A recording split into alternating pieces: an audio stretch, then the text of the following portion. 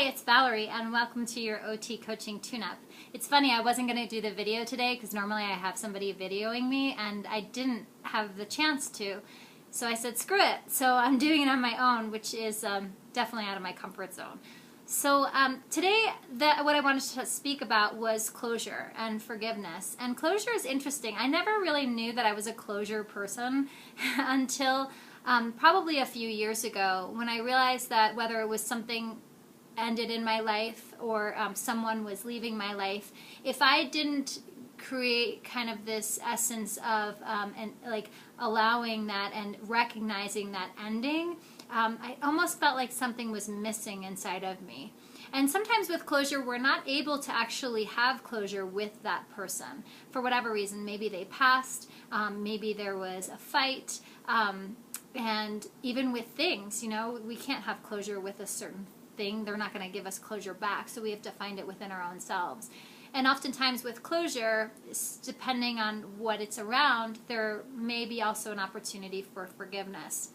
So recently what happened for me was last summer I had something happen with someone, and they did something to me that it was unacceptable. And I decided not to have that person in my life, and they would not give me closure. And so what I did was I created closure on my own. I actually got a shamanic healing, and I cut the cords, and then I did a little ceremony in front of my shrine, and it was really, really powerful for me. And I haven't really seen that person much in my life. And then I recently saw this person in the most random place in a different country, and it was crazy. And so what was interesting is that I didn't know how I would feel when I saw that person.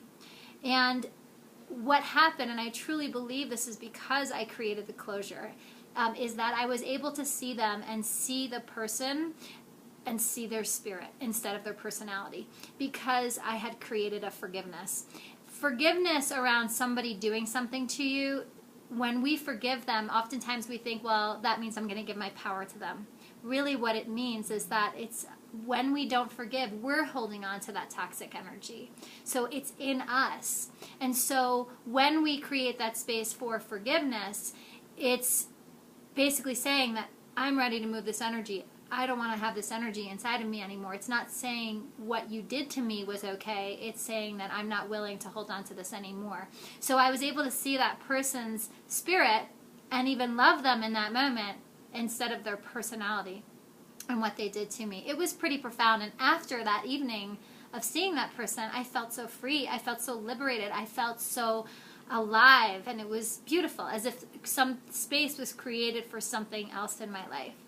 So maybe it's just worth it for you to look at where in life, well, first of all, how important closure is to you. Is that something you even think about? When things have ended in your life, what do you do to really create some kind of an understanding around that or acceptance around that?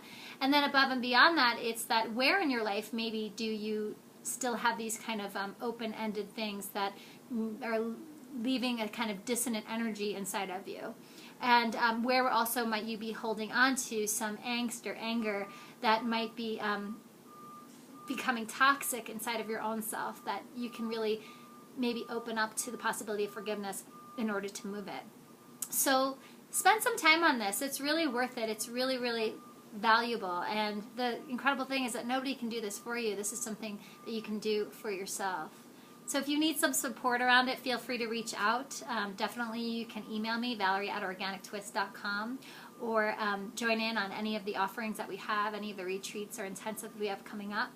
And you're worth it, so stick with it. And as always, expect great things.